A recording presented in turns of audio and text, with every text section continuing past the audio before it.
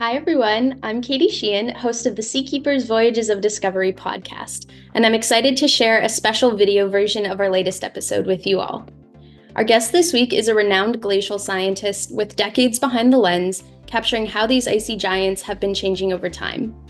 In our full-length podcast episode, Dr. Bruce Molnia brought along a presentation of his photographic evidence, and we wanted to be sure everyone has a chance to see just how drastically these ecosystems have been altered by climate change. It was an honor to sit down with such a seasoned scientist, and I hope Dr. Molnia's presentation really helps contextualize our discussion on the podcast. Hope you enjoy. So my name is Bruce Molnia, Molnia, and that's Russian word for lightning. I actually have had a great life exploring, and most of my exploration is focused on ocean-related, fjord-related, coastal-related science. And the focal point, geographic focal point for where I've been working has been the subarctic, especially in Alaska. I have a fairly unique background. I was bored in my beginning of my third year of college and was looking for something to get off campus and break the monotony. And my advisor had a colleague who was working for Columbia University's Oceanographic Institution, Lamont, now called Lamont-Doherty Geological Observatory. And they hired me to go to Antarctica on an icebreaker. I was 19 at the time, and this was my first exposure to seaborne science. I spent almost 6 months collecting geophysical data offshore Antarctica, and that started my career as a marine scientist, which continues to the present. That was 1965. So next year will be 60-year anniversary of my first research, marine-related research. Since then, and I'll go to my PowerPoint because I have this in here. Since then, I've returned to Antarctica several times. I've been on a around-the-world geophysical data collecting expedition that went from Piermont, New York, to Brazil, to South Africa, to the Indian Ocean, to Japan, continued across the Pacific. Did my master's on the Atlantic continental shelf off of North Carolina, then went to work for the U.S. Geological Survey and spent almost a decade working in Alaskan offshore areas, understanding or trying to understand the impact of resource development on the physical environment, especially shallow marine. And since the 1970s, have had a very strong interest in the different fjords along the coast of Alaska, collecting geophysical data, sediment data. Spent almost 3 years at sea in the Gulf of Alaska on more than a dozen research vessels. So I have had a very unique and exciting opportunity to look at some of the most spectacular scenery on Earth from a marine perspective. The main reason that Rodney and I were able to turn this into a very productive opportunity was that I've been collecting historical glacier and landscape photos of Alaska for many years. My oldest photos, the earliest, go back to about the 1882-83 time period. So we're looking at 140 plus or minus years of photographic documentation of what the landscape looked like when glaciers were much larger than today and when climate was significantly cooler. And what I have been trying to do for almost 25 years now, and I've been successful at over 200 locations around the world, is find the exact location where one of these historical photos was made and try to duplicate the exact field of view with a modern photo documenting the exact same view of the historical photo. And then by doing a quantitative and a qualitative analysis of the differences, can get some idea of how amount of retreat or advances occurred, what the thickness change is in the glacier, when the vegetation first appeared, and how rapidly the landscape has been changing. This is Prince William Sound. Our expedition started out in Cordova, which is the sea on the lower right-hand corner. We went up to Valdez, took care of all of the provisions we needed, especially fuel. And then we started at Shoup Glacier, Columbia Glacier, Unaquakin with several different glaciers, including Mears, which surprised us because it showed evidence that it was expanding, wherein almost all the other glaciers that we looked at and almost all the other glaciers on Earth at lower elevations were shrinking. Then we went into College Fjord, and there are probably 30 different large glaciers, either down at sea level or on the mountainsides, into Barry Arm, into Harriman Fjord, dropped off my son in Whittier, continued in Blackstone Bay, a couple of other places that are below the map, Nellywan and Bainbridge, and we had a very successful expedition ending in Seward. This is the boat, Gillian Glen. It was functional. It's kind of bare bones, but that's all you need in order to be successful. Here's a photo of Rodney and me holding the Explorers Club expedition flag in front of the Mears Glacier. And if you notice, right above the flag, there's this huge tunnel in the face of the glacier. This tunnel is where a stream taking meltwater drains into Prince William Sound. And on the very left-hand side, just above my head, you can see a number of trees. To the left, they're vertical. To the right, they're being knocked over by the advancing glacier terminus. That's a really indicative piece of information as to that this glacier is behaving differently from many, many others. This is the third member of our expedition, my son Ben, who's a graduate of the University of Alaska Fairbanks and has gone back to school, gotten a second bachelor's degree in geospatial information technology. I routinely use photography to convey information that can't be transmitted by language or symbols alone. Here are two examples. Left-hand photo is the Bering Glacier, which is just east of Prince William Sound.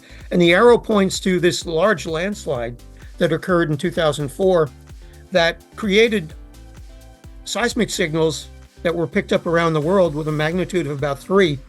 50 million cubic meters of rock fell from this 10,000 foot summit down to an elevation of about 600 feet.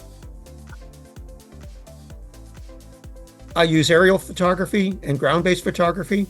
So on the upper photo, you can see 1976 and 2004, and they represent two different positions where this retreating glacier, the bottom photo is a ground-based or a kayak photo from 1976, and the ice was all the way out where the 1976 is on the upper image.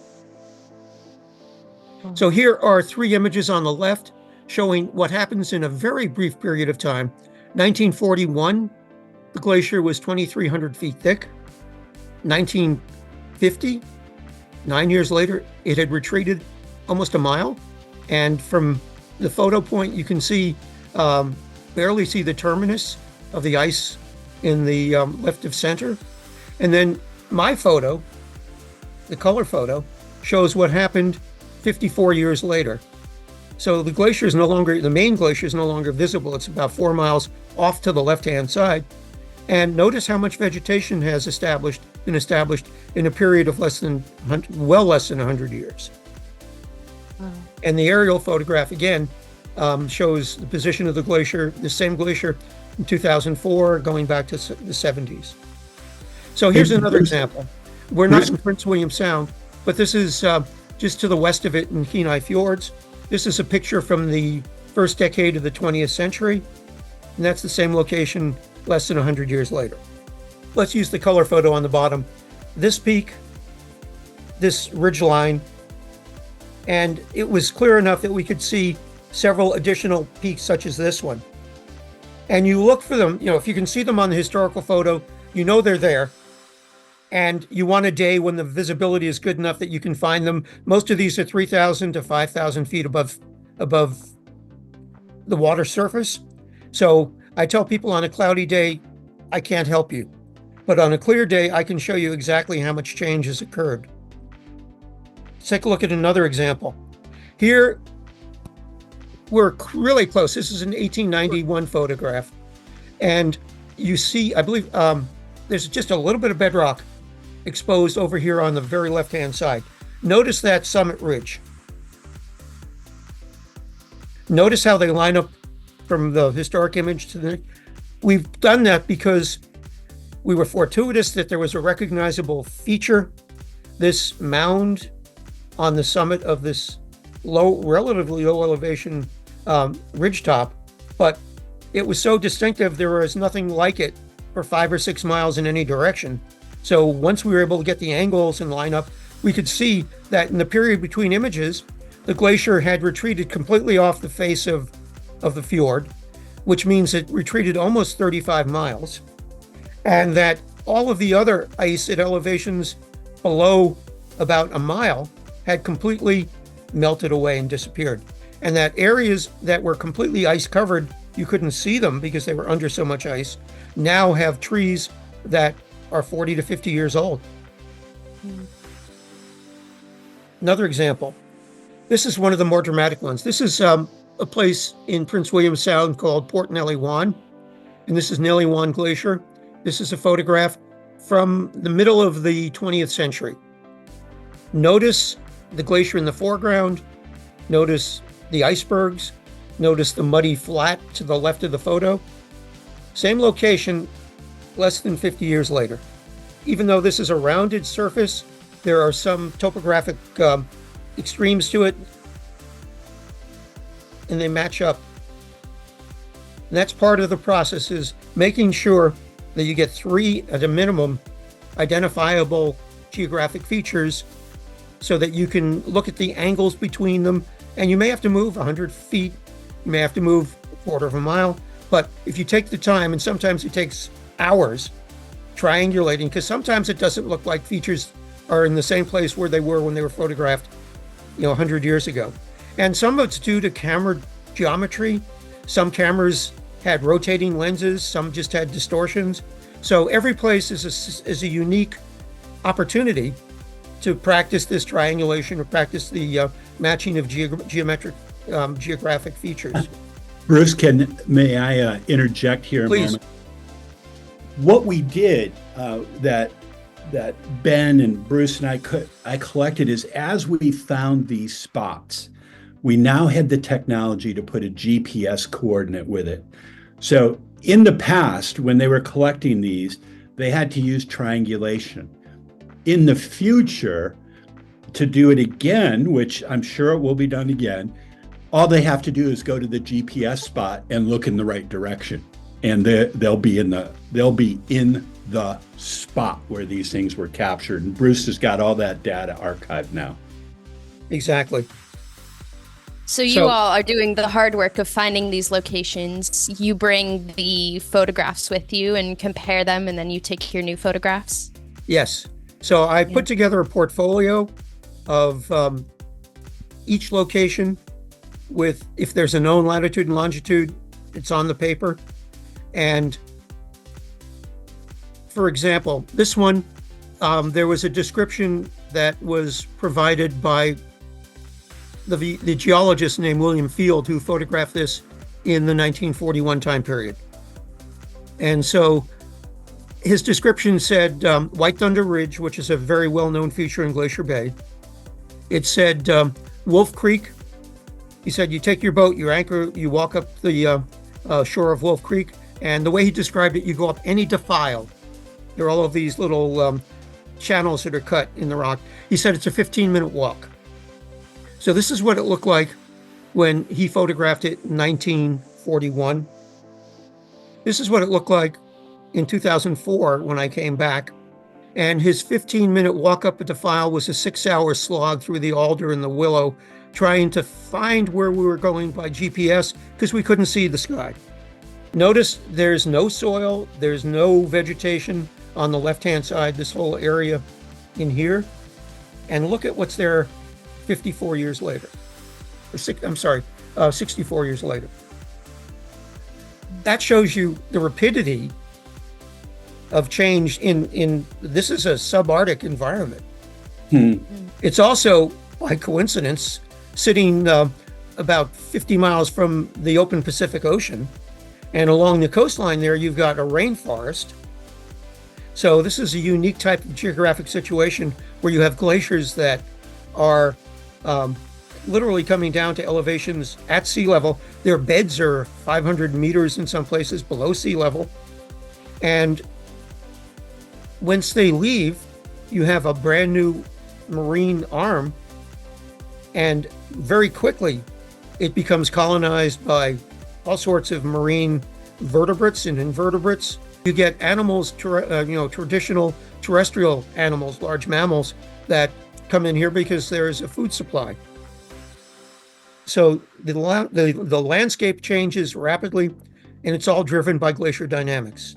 Going back to Prince William Sound, I mentioned some of the oddities that we saw. This is the flank of Harvard Glacier, which is one of the only two that we saw that were showing any evidence of actually advancing. You can see here it's pushing right up to the edge of the vegetation. This is more typical of what we saw.